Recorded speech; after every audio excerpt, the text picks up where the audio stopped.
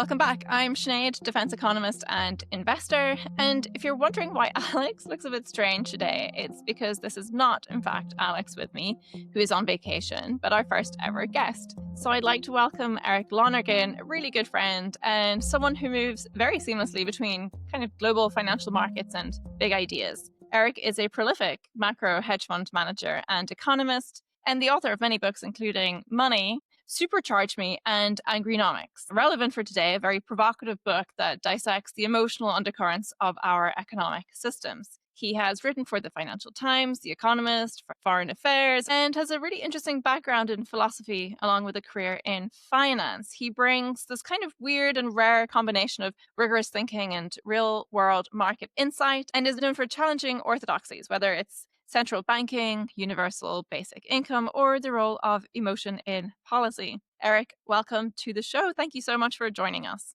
It's a pleasure, Sinead. When we talked about different topics for this week's discussion, by the way, can I tell you where Alex, you'll enjoy this. Can I tell you Go where on. Alex is? Where is he? You're going to enjoy this. He's cleared off for the first time ever to Belfast for the 12th of July. Interesting. I mean, it is worth saying you and I are both sort of Irish. I mean, we are Irish. Huh. With Yeah. unusual. Well, yeah, you're half Sicilian, we've just discussed. That's right. Hence the tan. But yeah, can you imagine your first experience of Belfast being on the 12th weekend? Anyway, we wish Gonna be Alex lively. we wish Alex luck while we're in London recording this. He's going to come back an expert on tribalism. If he comes back. No, he's English. He'll be fine. He'll be fine. So we're going to discuss democracy. When you suggested this, I got really excited because I spent an insane amount of time at MIT working on the economics and policy around technology and democracy, and have had no one to talk about this too. So I'm really excited. Why in particular were you interested in the topic? Well, the proximate cause was I visited a school in South London last week. It was actually a congregation of sort of, I think, 10 schools in Southwark, which is a very mixed part of South London. And I just know the economics tutor of one of the schools there, and he organizes this annual event for sixth formers. And they want something thought-provoking, sort of related to economics. And I thought it would be interesting to see what they thought about why we vote every 5 years. And it was very thought-provoking. Every 3 years, 4 years, or yeah, the 5 year, actually, there was somebody else. There was one student who got hung up on the 5. I said, really, the 5 isn't the important bit, is why do we have these elections periodically? And it was interesting, because actually it's not something we talk about very often. Well, do you know what? Even, less than the fact that we don't talk about it very often, we do talk about it. But the weird thing about it is that we never define what it actually is. And this was one of the strange things when I started my research at MIT, was that, wow, we actually do talk about, especially recently, this erosion of democracy and how democracy has changed. But we actually failed to define what it is. And, of course, to measure the difference in magnitude or size or impact of something, you have to know what it is that you're measuring. And so I always thought it was kind of strange that there isn't this kind of agreed upon definition of democracy in the first place. Yeah, and also maybe just to add to that, and this was evident when I was talking to these students, is that we also don't carve out a space within education or within our kind of social infrastructure where we think about what it means to have a democracy, why do we have, an independent judiciary, all of these issues, we kind of leave them to people who study political science or political theory. And yet it has a huge bearing on all of us. So the kind of social awareness, knowledge, reflection, we debate politics, but we don't debate institutional structure, framework, voting, all of those issues, or even necessarily have a very clear understanding of what it actually is. Well, if you give me a few minutes, because I'm actually going to get into some of this, because it's actually well worth discussing. I mean, you have this kind of layer of Schumpeterian, this very minimalistic, I mean, at the bare bones of the kind of definition of democracy, which is basically that you have citizens that vote for elites which are competing for this power, and whoever wins governs, right? Very kind of procedural, leaves out any of the nuance that we're going to discuss today and the problems that we feel in the system. And then this guy called Robert Dahl comes along and says, well, there's this model of polyarchy, which kind of says that there's two main ingredients of democracy. The first is participation. Can people actually vote and be heard? And then the second is this idea of contestation, which is Hmm. do they have real options? This is where we think about places like Russia that do hold elections, but there aren't really any options. So increasingly places like America. And then there's this idea of kind of thick democracy, which is not just elections, but, everything that we kind of think about, this smorgasbord of democracy, civil rights, press freedom, rule of law, this idea of public trust. And this is kind of like synonymous with liberal democratic ideals. And this type of democracy in particular is what I focused on at MIT. And it's also the type of democracy that we kind of in the mainstream talk about when we talk about the erosion. It's not that you Mm. get rid of democracy, this type of democracy, by overthrowing it. It's just that it kind of decays over time, which kind of leads us to question, is what we see now just this legitimacy theater? Is it a way to mask the fact that decisions are actually made elsewhere? And this is what I think we're going to focus on today. Hmm.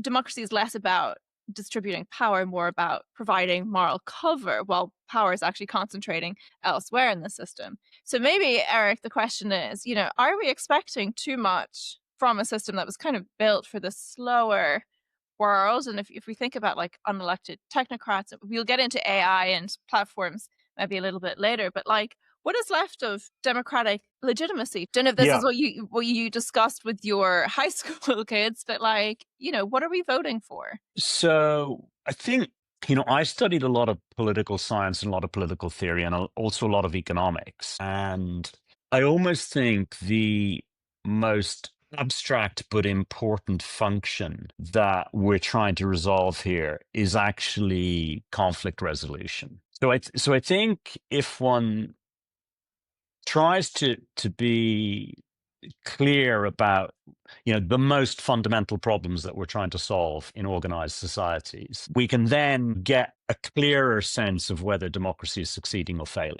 right? So I would say the first two like highest order objectives that it's trying to deal with is conflict resolution and the transfer of power, specifically the peaceful transfer of power, right? Because all organized societies are going to have conflict.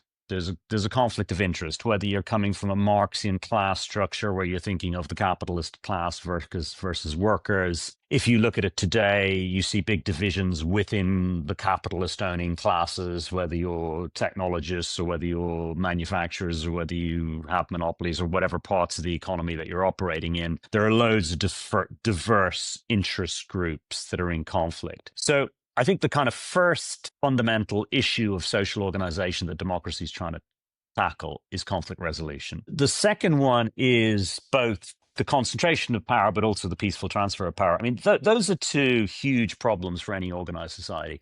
How do we deal with conflict? How do we transfer power? And I say, if you have those as hugely important, but kind of minimal requirements for democracy, I think democracy can certainly make a bid to be the most effective at both of those. And so it seems to be able to deal with them. I think of it as the sort of big picture social problems or problems of social organization that we're trying to resolve. The first one is conflict resolution between different interest groups within society. And I think we just accept that a majoritarian electoral process, call it democracy, is one way to peacefully deal with conflict. Then the other issue is about power, both the distribution of power and the transfer of power. And democracy appears to be a system for doing that succeeds. I mean, there's interesting questions. You might say in America, one of the very aggressive features of Trump has been questioning the peaceful transition of power, potentially.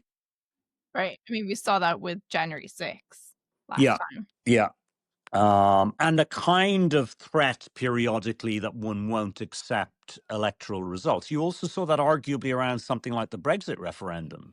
These things can be done less obviously, but, there was also a very strong sense in Britain that we're not going to recognize the result of this referendum. Well, can I just say also, I mean, we talk about January 6th from last year, but I was at the Capitol at the same time as the inauguration this year. And there were gangs of what I can only describe very Republican looking, MAGA dressed male enthusiasts, let's say, walking around. Sorry, This was not at the inauguration. This was at the week of the election. And they were clearly there, had booked flights, and had come into DC for the sole purpose of, I guess, rioting. It was very, very clear that this is what this was, for the sole purpose of rioting should the election not have gone in the way that they Right. wanted to. And so Yeah. everything was boarded up. All the shops, the stores had closed, everything had kind of shut down. Now, Trump did win. And you kind of saw all of these MAGA people walking around together, nearly looking disappointed that they were not being used for, I guess, for these kind of post-vote riots. I mean, I think in the US, there's absolutely this understanding that had Trump not have, legitimately won, I mean, he says that it was Mhm. illegitimate the last time, but Yeah. had he not won the election, that, these people had anticipated they were there for the purpose of rioting. And so the idea, that there would be peaceful transition of power if he hadn't have won is very questionable for me. Yeah, and I think, I mean, one of the books I've written on Angrynomics, a lot of it is about tribalism. And so I've studied an awful lot our tendency to form tribes and how in actually often our tribal identity can be entirely arbitrary. So it actually doesn't have coherent basis. Human beings in social organization are hardwired to switch effortlessly into a tribe. And very frequently, tribalism ends violently.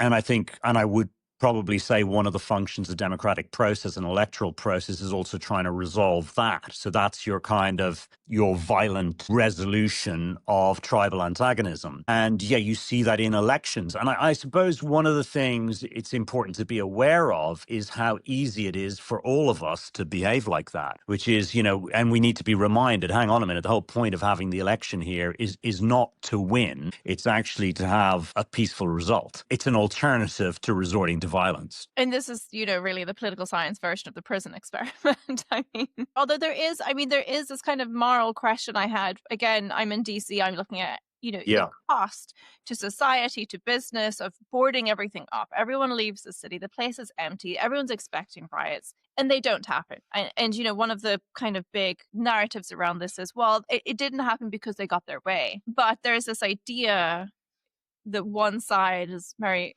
perhaps more moralistic than the other in participating in the civic culture of, well, elections work for us when we legitimately win, but when we don't, we illegitimize it and throw the toys out of the pram. And so not only do you have this tribalism, but you have two very different understandings between groups of what it means to engage in civic discourse and to be Yeah. involved in society. I mean, I sympathize with that up to a point. What I would observe is that in tribalism, the violent are typically a minority. And so I always use the example of going to watch football matches. By football, to the American audience, would be soccer. But you go to one of the really interesting things was when we were writing about tribalism and anger specifically, we did a big data search, and the most frequent news stories that cited anger were actually referenced to sports fans. So the people in our society who most systematically get angry to the point of borderline violence are actually sports fans. However, there tends to be a gender component to it, which is intriguing, but they're also always typically a minority. So if you go to where there is extreme rivalry between two football teams in North London, it's probably, 1% of the fan base that you want to avoid on the journey back to the underground. So I think, the people rioting on the streets get overrepresentation relative to, what percentage of the tribe they actually represent. So I think, from a kind of conflict resolution, transfer of power, most democracies are working pretty well. Yeah, it's interesting. Just a thought that came into my mind hearing that is very much we live by at the will of the few. I mean, it's the same in warfare. You have asymmetric warfare now, which has completely changed the shape of global conflict, and it might take a dozen Houthis and $400 worth of equipment to totally upend global economy through the Hormuz or other straits, shipping canals. And I mean, it is fascinating, this idea that a few angry people, that is not to minimize, that is in no way to minimize the ideology behind some of these conflicts, but this is exactly what democracy was trying to create to some level, this kind of shared understanding and the reduction of the threat of the few to the many. Which is a profound point. And actually, there's a brilliant paper in economic theory by Ken Arrow. Arrow has this piece of mathematics, Arrow's impossibility theorem, which is kind of brilliant because he almost actually proves mathematically that you can't avoid a form of dictatorship.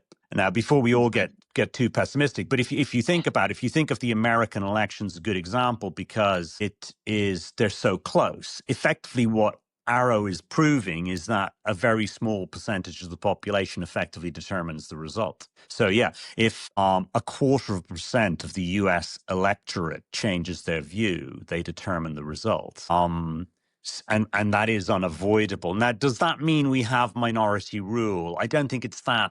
We need to be that pessimistic because it is still the case that a majority of the electorate, was aligned, even if the swing decision was a tiny number of people, as is often the case. But I think, again, we haven't adhered to a majoritarian voting system because we think it's inherently representative, brilliant, or legitimate.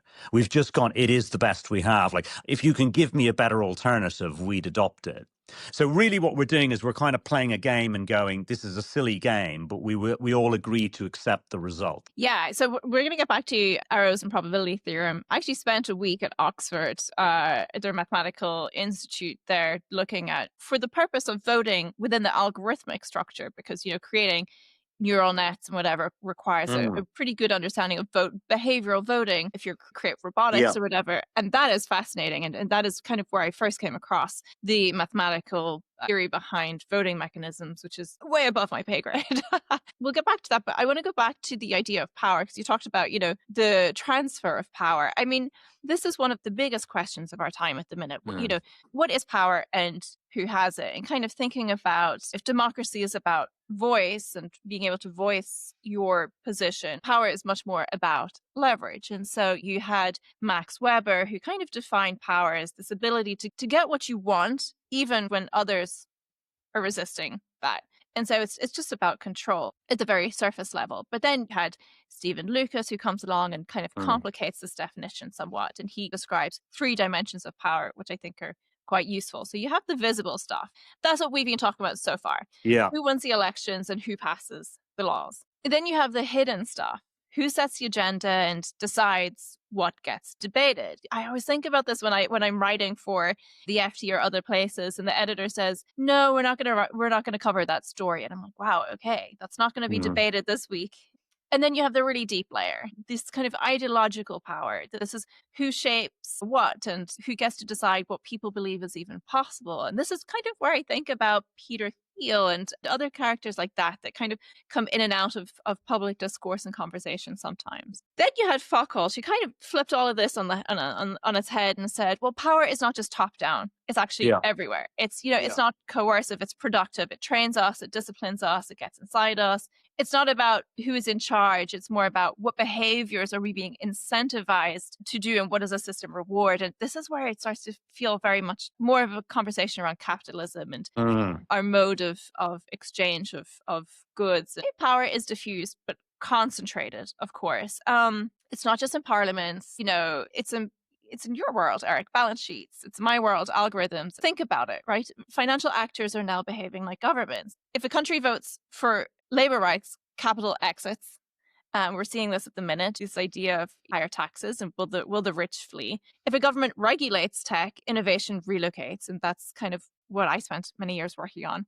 But think about these kind of new structures of power that are very far removed from voting. Yeah. So the Fed decides interest rates for the entire global economy. Then you have BlackRock, which has more assets under management than the GDP of Germany. And, that's, didn't know if that says more about Germany or BlackRock right now. Look at IMF loan conditions. They shape entire domestic policy agendas. So these are essentially sovereign actors and everything but name. Yeah. I guess that, from your vantage point, who is holding the power in this moment? What is the role of government? Are they reacting to this? Because we vote for governments, but maybe they're totally fucking useless and totally detached from this now. Well, it's such It's such a cool question, actually. And on your point about like BlackRock, I was looking the other day because I was going along to listen to a strategist talking about, where you should be investing in global stock markets. And everyone was saying, you should be investing in the European stock market and diversify away from America. And when I looked at it, the market capitalization of NVIDIA and Google combined is larger than the entire market capitalization of the European stock market. So all of the companies publicly listed in Europe are smaller in terms of market cap. And it is We fascinating. actually did. We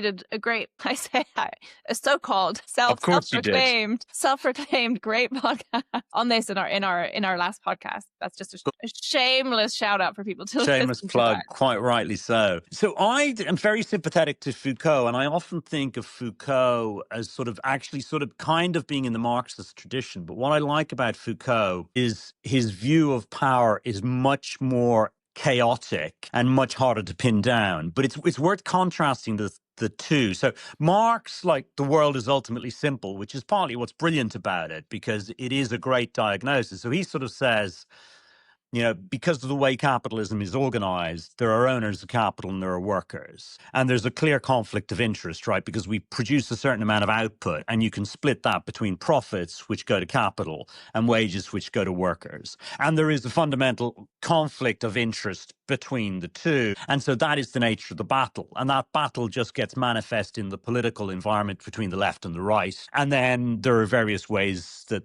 the capitalists try to hijack power, and they try to hijack the media. And to be honest, it's not a bad framework, right? It's you can get quite far that way. Whereas Foucault, maybe because he was French, has a much more interesting, nuanced view of it, which I'm much more sympathetic to. So I don't think capital is homogenous. I don't think capital even knows what's in its interests half the time, which is why you get all of these capitalists fighting with each other. And Sorry, I think can also, I just yeah. point out, this is actually how I met you. I read your first book, What is Money? And it gave me much food for thought around what is the nature of money, and how does that shape markets and our lives. Shameless plug. This is just like shameless plug every paragraph, every sentence. Actually, Alex and I set up this podcast, and we were like, we are not shamelessly plugging books on this podcast.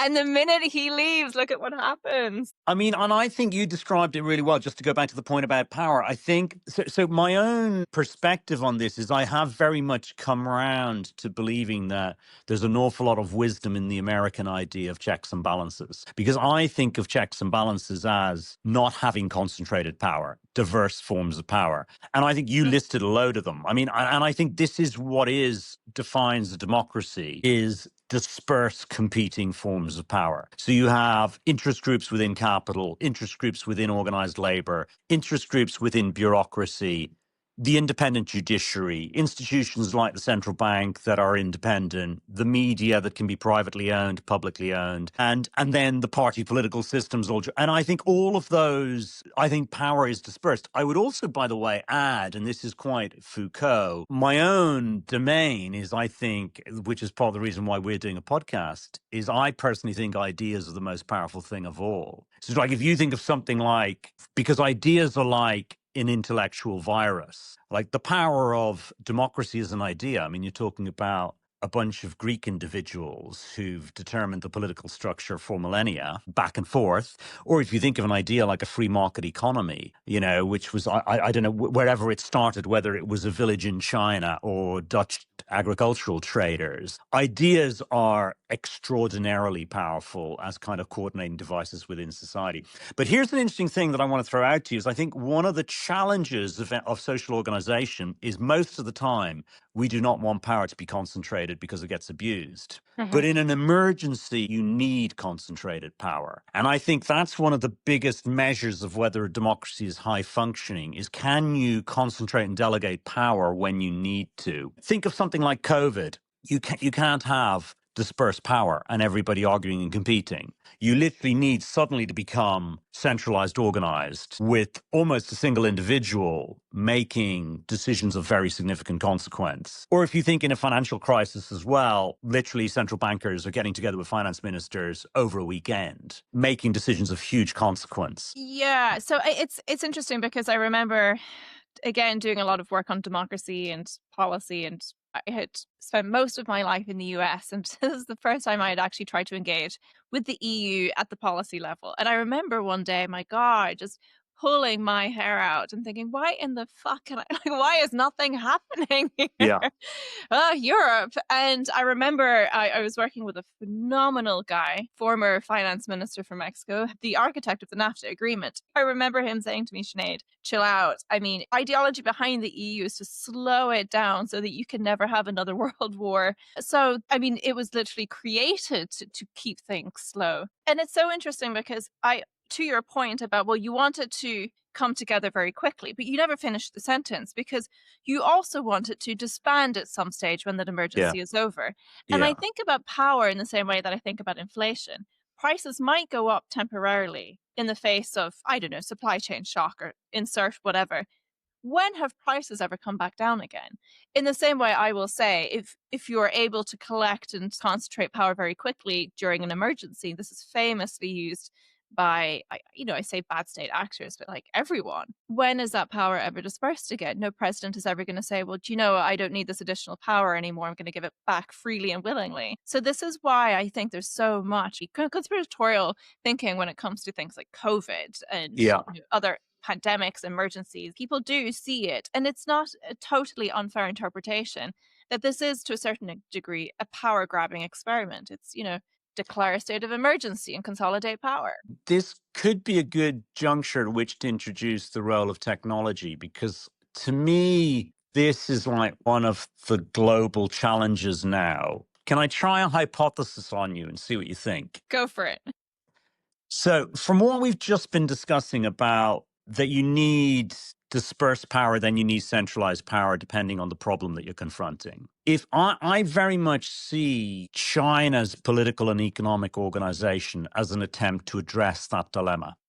Mhm. So if you contrasted what's happening in China currently with, say, the former Soviet Union, in the Soviet Union, I would say you had the centrally planned or centralized power at both a political level and an economic level. And then it failed economically. Right. So it just didn't work. And this was the kind of brilliant Hayek observation about how free markets are amazing, because without any central planner, they deliver better results and the central planner fails. Yeah. And I think in a sense what the Chinese did, but it also creates, importantly, a dispersion of power, because power is then out there and is determined by the creation of wealth, the dispersion of wealth, whether companies succeed or fail. And in a sense, the Chinese went, well, actually, we're going to allow that. We are going to lose control or directed power of the economic system to generate results. And I would say if we were having this conversation 25 years ago, we'd have said, this is really interesting. The Chinese are just changing their sequencing. What they're saying is, let's have a free market economy first. And then when we reach an elevated level of development, we'll then start to liberalize politically. And something changed 10 or 15 years ago where they actually became clear, no, we're not going to move towards being a democracy. We're going to concentrate power politically. And for me, the turning point, even though it's not explicit, was about technology. Because suddenly they realized, and Jack Ma kind of might be representative of this, is that free market, unfortunately, when you combine it with information technology, tends towards monopoly and tends towards monopolists with data. And data actually gives them political power over everyone. And the Chinese understandably said, I'm sorry, we're not going to leave that in the private sector to people who have no legitimacy, that some individual who's come from nowhere simply because they're a software engineer is going to suddenly start telling the Communist Party what to do. At the same time, the technology has actually empowered them as sort of operating as a surveillance state. Mm-hmm. So I think it's this constant interaction. It's just not a given. Democracy functions isn't a kind of God-given right. It is partly about how it interacts with technology, and technology can distort it, corrupt it, hijack it. Okay, well, I'm so glad you brought this up, because actually very few people understand that most of the work I did around technology, democracy, 99% of it as it relates to economics is actually competition theory and market monopolies. And you cannot, nearly everything that I did, the research that I did and the policies that we looked at creating, I was at MIT, but we ended up partnering heavily with Harvard Law School because it all came back to how do we recreate this kind of economic competition set of policies and frameworks that allow to do two things simultaneously, and you've just described it. You want to create technological growth and innovation and progress, but you also cannot have power consolidated in ways that are deemed to be either unhealthy for society on the one hand, or that are deemed to be a threat to the existing ruling class. In the US, we kind of said, well, we don't care about the threat to the ruling existing class. And I think that was an oversight, because the existing ruling class were either a bunch of Democrats, a bunch of Republicans who had no fucking clue about technology or what was happening. They were so busy lobbying big business that was not big tech that they didn't understand what was happening. I think Jack Ma is absolutely representative of this, because it was in the middle of this work that I was doing that he actually disappeared. Yes. And it's Interesting. fascinating. Very few people take the time to really understand how China economically incentivizes innovation and competition. And it's so good. It's so interesting, I should say, because we have competition in the West. Let's stick with the US, which is really what I know. Europe is far more complicated. We have competition at the firm level. We have competition at the individual level, but we do not have competition, healthy competition, when it comes to political ideology. In China, you do, and this is very counterintuitive, because you say, well, of course you don't. You do not have intra-ideological competition, but you do have one big kind of external competitor to this ideology, which is the free markets. And there is at least some healthy tension there. This kind of push and pull between the CCP saying, we're going to let you guys take over this and we're going to let this grow. And then, eventually saying, actually, now we're going to step in and overnight this industry. I mean, education technology, gone overnight. Entertainment, gone overnight. Curfews for the amount of screen time for kids, whatever. Video games, regulators. And there's a very active management of the, not just ideology, but the political landscape of how this competition is growing and changing, which does not happen in the US, because we haven't changed our goddamn competition laws for, Lena Khan had done a great job. But again, she has been completely vilified, and she is now persona non grata in many forms of White House and of the Republican Party. But well, no, it's just a really simple observation on this. Is I almost think the irony is that the Chinese Communist Party just does what Warren Buffett does. So Warren Buffett just looks at the corporate sector in America and identifies where are the monopolies. Now, the fact that the Competition Authority can't seem to work it out, it's like you don't need to be a rocket scientist. You literally just look at their profits, right? You can do it by results, even if you don't know how they're doing it. Right, you don't understand it. You can just see if they're sustaining that level of profitability or margin over a decade, they've clearly got monopoly power. But and your point is absolutely right. I find this fascinating. I would say, like, I'm sitting in the UK at the moment. I'm willing to bet that the UK cabinet has no idea which companies in the UK have extremely high profit margins currently. We just because don't. none of them do. At least, well, no.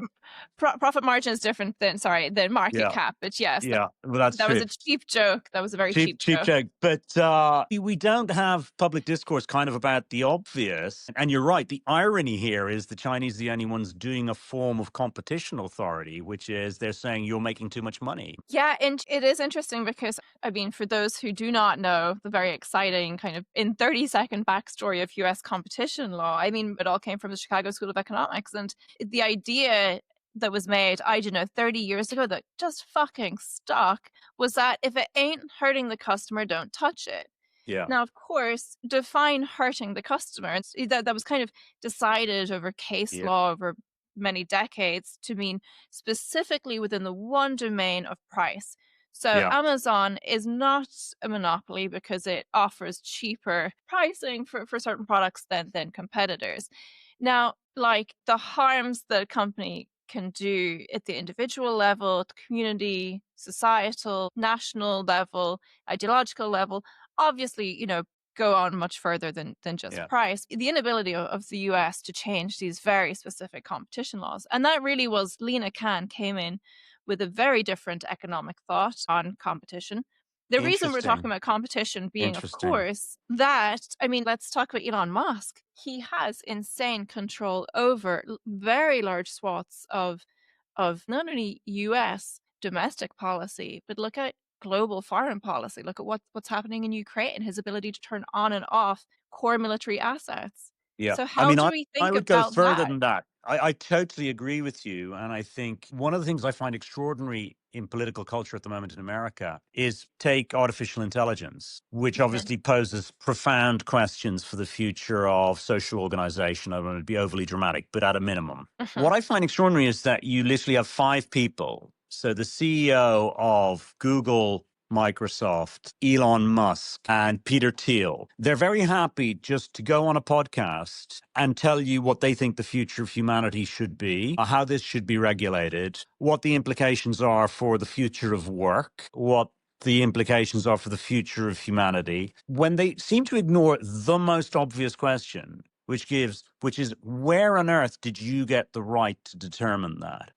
I'm very happy to have a chat with the CEO of Google because it's very, very interesting, and I highly recommend listening to a 1.5 hour podcast with him. But under no theory of political legitimacy does that individual should that individual be in a position to make those determinations and judgments. And it is extraordinary in a way that American culture in particular at the moment is just saying that's fine. The five of you just decide what we're going to do. Can I just bring us back to Yeah. voting specifically? Because that is a really interesting point. Let me bring my thoughts back to this. So let me start by saying we gave these people the ability to do that. We did not vote for them democratically in the way that you and I would think about voting, as we have spoken about, but we have given them subsidies by people that we voted for. We have paid for their services. We have indirectly or directly bought from them. We have given them dollar after dollar. $1 is worth much more than one vote, as we know. You can do the math on the on the election campaigns.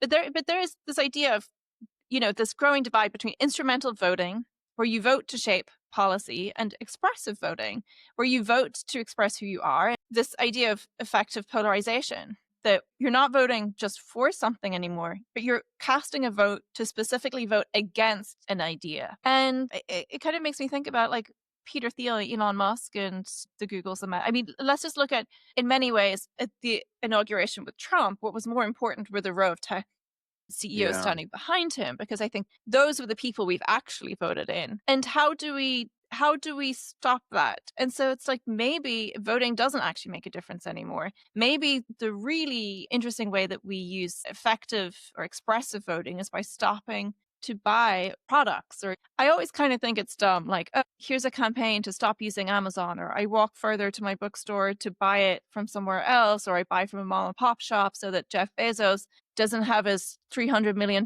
wedding on Yeah. his third super yacht.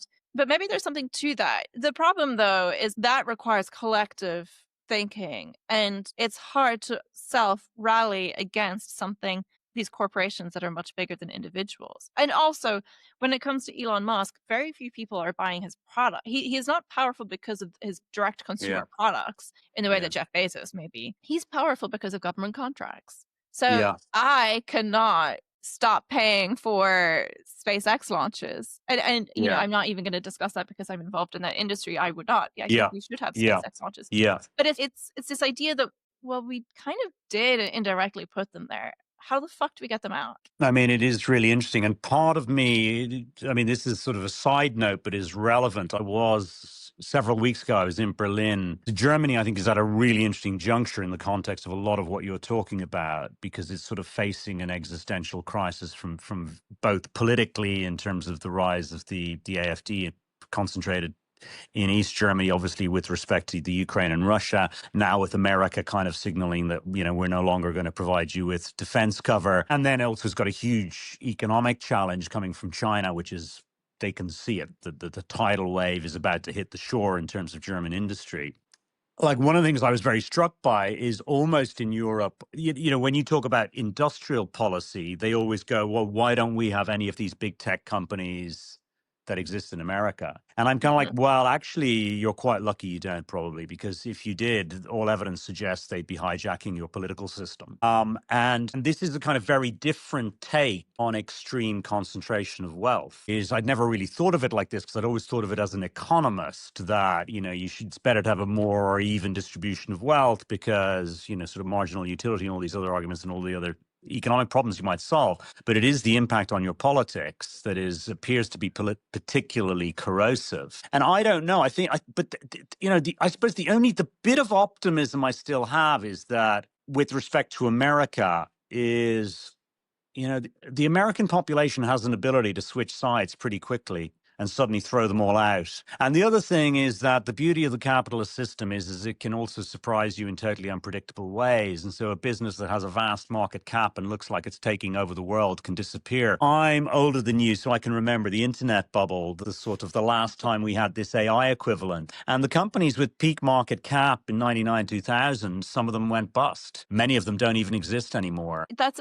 actually a really good point. One of the things that I constantly try to be very careful about is, am I being nihilistic here where that's maybe not deserved? And there's one example I'll point to in a lot of the work I did around technology, democracy, economics at MIT. A very famous book had just come out by a researcher, author, activist called Shoshana Zuboff called Surveillance Capitalism. And this made massive waves in the policy world, the tech world. It was deemed to be the most consequential book of our time. It was written about Facebook, and it's a great story. Narratively, it hit a lot of the right things to say. Facebook's too powerful and Facebook's ruined the world. But I was looking at the data, not just the data, but I'm looking at Facebook's share price, and I'm thinking, Facebook's fucked. I mean, Facebook, it's come and gone, and I'm still alive. And, this book is kind of interesting, but nothing bad really happened. And I think the book is about 600 pages, and about 400 of those are kind of saying, oh my God, we're never going to make it out of this alive. But the share price of Facebook had truly tanked by then. Yeah. And social media apps, being the ones that were going to change and kind of keep the world hostage, had already kind of come and gone. And now it was Jeff Bezos and Amazon, and direct consumer selling was going to do that instead. And I just remember thinking at the time, if you're reading this book and you think that social media is going to kill us all, well, it's already come and gone. We've lived, so it's fine. Yeah. So that was a kind of important lesson, specifically as I was creating policy for governments at the time.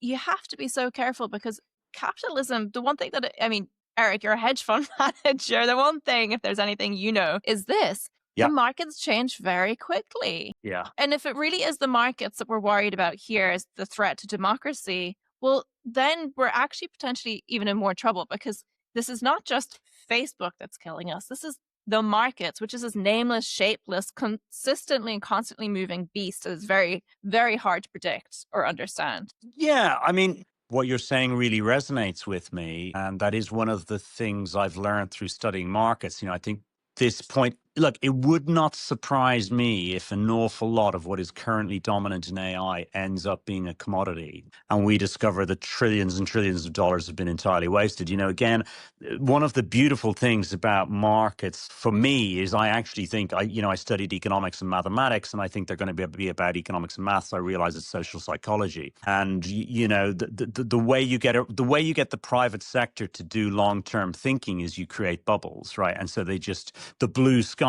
gives them the willingness just to throw trillions at a hope. And so that is perfectly possible and is a wonderful feature. In terms of markets more generally, I have tended over the last 20 years to come around to the view through experience, and I never thought of this in terms of political organization, as financial markets as being another part of the check and balance. And if I give you a few examples, it's like some authoritarian tendencies, the only thing that's checked them very clearly has been a financial market. And I would think of someone like Erdogan in Turkey. It's like, it doesn't matter who you are, the balance of payments is the balance of payments. If your currency tanks and creates inflation, you're in trouble. And because I also think, and this is one of the points you were raising, any political system will always be judged on whether or not it succeeds, right? It's not just about the procedure is all very well, but if you don't deliver outcomes for your population, you're in trouble. And I think, again, you saw it very recently with the bond market and Trump.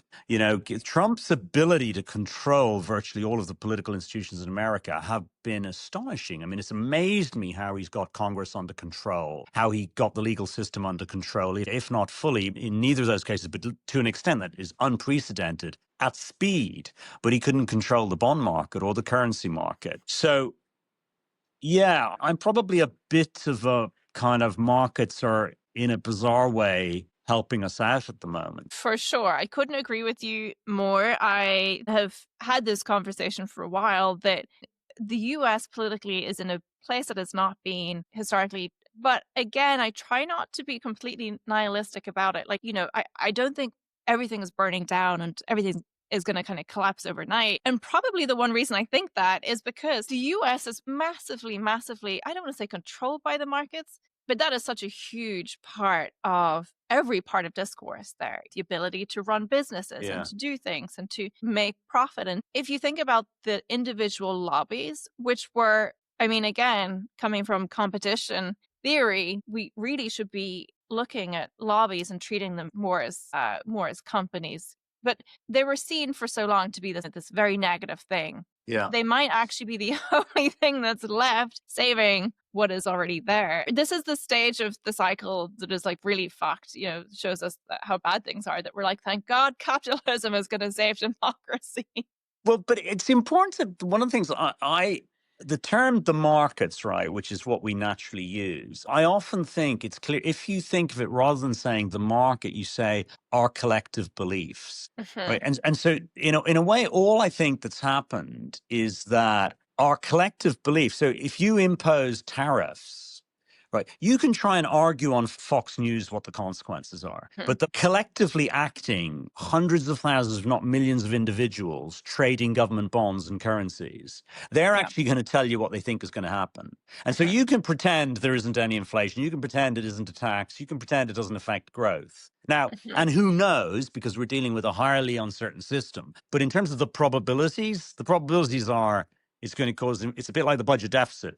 There is a probability that it has all of these consequences. That is going to be reflected in our beliefs, and that is going to be reflected in asset prices. So in a way, sometimes I think when you think the markets, we have this like, oh, no, that's actually what we all think reflected in the price of an asset. And you can't escape it. I don't want to get too much into this because, it is a tangential topic, but specifically you and I have talked a lot about this feedback loop within the markets and asset prices of impact of news on prices and impact of prices on news. And so there is this kind of, sometimes it is a reaffirming mechanism and other times it's kind of deal breaker. I want to close by kind of thinking about, if not voting, then what? So, we've talked about Elon Musk and we've talked about power and what that looks like. Hirschman's kind of famous framework, which discusses, the unhappiness or when people are really upset with these kind of political, ideologies, what do? They can either respond with exit, voice, or loyalty. Right now, we're seeing all three of these on a massive scale. So exit. This is migration, capital flight, institutional capital leaving, this discussion around will the rich leave? It looks like a lot of talented people quietly deciding to leave, build their system elsewhere. So for example, I live in Notting Hill, I leave my house and everyone I bump into seems to be American. Voice is another one. It's a protest. Hackers, whistleblowers. These are the people that kind of the system could work if it were made to kind of listen. They're still trying to re-engage with it. And then there's loyalty, the third of Hirschman's framework, which is increasingly what we're seeing in the US within the kind of politically captured elite. Participation without belief, all the kind of yes men for Trump, the people that still vote, they're still posting. And kind of sadly, the people that still want to run Kamala's tired campaign on the next willing Democrat, which is shocking. Can democracy be reimagined around this? Like, people don't know what to do. And, here's some ideas that we're starting to see. So liquid democracy, this idea that people delegate their vote issue by issue, kind of blending direct and representative models. In Ireland, we have sortition.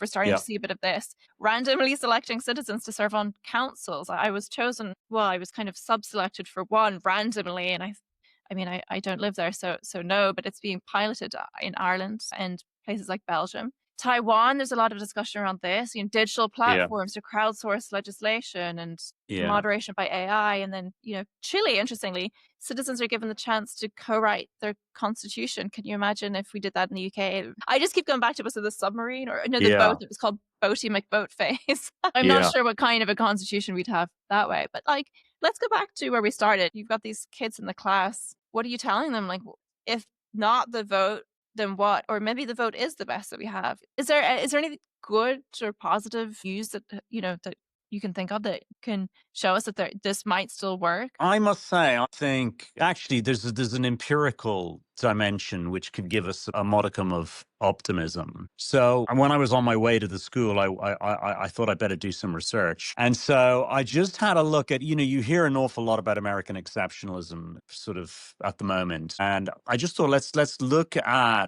life expectancy, and let's look at particularly there's measures of effectively quality adjusted life expectancy. So not only just how long are you alive, but how healthy are you as you are alive. And it is really interesting where I think if you take the 10 best performing countries in the world, they are predominantly democracies. Now, some of them are quite small, which raises a very interesting question. Places like Switzerland and Singapore, you might have in as a gray area. Is it a democracy at all? By the way, I should say Europe is overly represented. So the two largest economies that appear to be the best functioning empirically are Japan and Italy, both of which are democracies. But if you look at them, if you say countries at scale, with the best measurable outcomes. There are lots of other interesting features like universal health care. I mean, an American would be well advised. Sam Altman could usefully spend the afternoon looking at the results if he actually wants to know which country is very successful. But I would say so empirically we might argue. I mean, enough statistics that these are all small samples and we don't know what's cause and effect. And it might actually just be noise. But democracy can't be doing too badly on this basis. But I think there was another really interesting thing, actually, I thought that the students came up with that I hadn't thought about, which is one of the beauties of an electoral process or democracy is actually that it can adapt and evolve. It's inherently responsive. It's not just representative, but in a way there is feedback because, is this the wrong leader for the wrong point in time or the wrong sets of ideas? And that feels to me in a world that's changing very rapidly to be quite a strong feature. I love, by the way, you bringing up Hirschman. Can I just make a really nerdy aside? Is I read he also wrote one of the most interesting books on tariffs. And when I was reading it, I discovered that he invented the Gini coefficient. He actually came up with it, talking about trade policy and power. That's totally irrelevant. But I think Hirschman is a genius.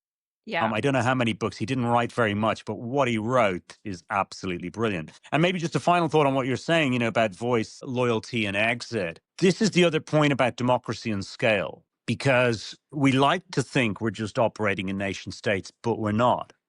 Because ideas are not bounded by the nation state. Money isn't bound or capital by the nation state. And as you were pointing out, neither are people. And actually, there was a really interesting argument I heard when I was Berlin about, you were saying about the affluent leaving the UK. But of course, the other issue that's very live everywhere is the role of migration. I find it particularly hilarious when, as a global Irish community, we have very strong opinions on this when it's kind of obvious where we put our bets. But one thing that was really interesting in Germany was there was an Iranian-German expert on migration, and she was saying, you don't understand, there is a finite amount of mobile labor globally, which isn't just, you're not just looking for high skill. Actually, countries like Germany, by virtue of the demography, need low skill, middle skill, and high skill. But it's a finite stock, and there are lots and lots of countries competing for it. I love that. Can I just say, I love that you brought this up. Parag Khanna, I don't know if you know his work. Parag is great, really cool guy. Read his stuff. He blends these three topics in a really great way to discuss human migration and borders, the idea of the nation state, and particularly democracy. He kind of tackles us from the perspective of what is a nation state anymore when people, ideas, capital move across different regions so quickly, and how in the face of different crises, can we expect this to impact democracy, and does democracy really have a role in this anymore, which is fascinating. And I think one of the things that human capital is becoming so important, and surprisingly is the one thing that the US seems adamant it doesn't want. It is profoundly insightful that effectively, I think this is like the reality of political life. We're all involved in political life to varying degrees, whether we like it or not. And I think it's just an ongoing battle. And so the question is, what are you fighting for at any point in time? Because there are tensions between capital, labor, technology, scale, geography, rights, political institutions. All of these forces, the media, all of these things are fighting with each other. And the only question is, what are you fighting for? And I must say, when I did a show of hands at the school in London after an hour, and none of them had were claiming to be political theorists, I think they were all kind of saying, yeah, you know what, I'll fight for democracy. It's worth fighting for.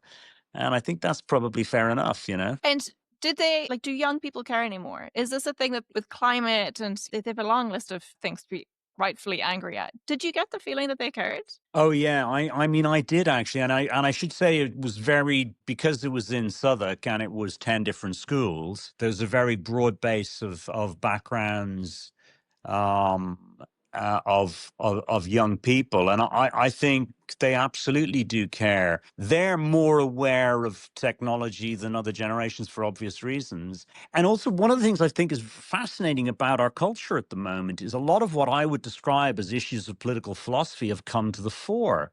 When was the last time people were even discussing free speech? I mean, admittedly, the debate is very low quality, but at least the debate is occurring. So yeah, you got to come away optimistic. I agree. There's anything that my many years of research into this have done. From the outside, it does feel completely hopeless. I get that. And I think part of that is, as you said, because the debate that's had about this is so low quality. People feel very antagonized by what is happening. And of course, that is then translated into a discussion around it. But I think that there are existing guardrails that are there. And I think that if you step back and think about democracy, and this is really the way that I modeled it for so long as this complex system, we get angry that it's changing. But we should get angrier if it wasn't changing. Every system has to adapt to the inputs of technology, people, how we frame and think about the movement of capital goods. Ultimately, we want these things. We want technology. We want the ability for capital to move to finance the best ideas in the world. We want people to be able to move, to work on the coolest and best projects. And so we cannot expect that the bedrock of what underpins this kind of idealized society, democracy, would stay static. So I don't feel as nihilistic as others do about it. Do I wish, of course, that these values were not being eroded daily? Of course. I worry about the decay, but I don't think it's this kind of binary, does it exist or doesn't it? And I think, as you say, I've spent some time with students, not as young as you did recently, but young PhD students. They're very worried about this. And I'm like, okay, fine. Maybe you guys will be better at doing something about this than my generation. I mean, you couldn't be any worse. Maybe there will be another Lena Khan fixing competition law. Maybe, maybe people will be incentivized to try different things, and maybe they'll work out a little bit better. But I'm probably with you on this. I'm not feeling as negative about it as probably the current kind of discourse seems to be. I think that's a good note to end on. I do too. I can now go back to trading the bond market. You can go back to getting Liz Truss out of government. Thank you so much, Eric, and we would love to have you back sometime to discuss something equally esoteric. You know me, any chance. No, it's been great, Sinead, and great to see you. Take care.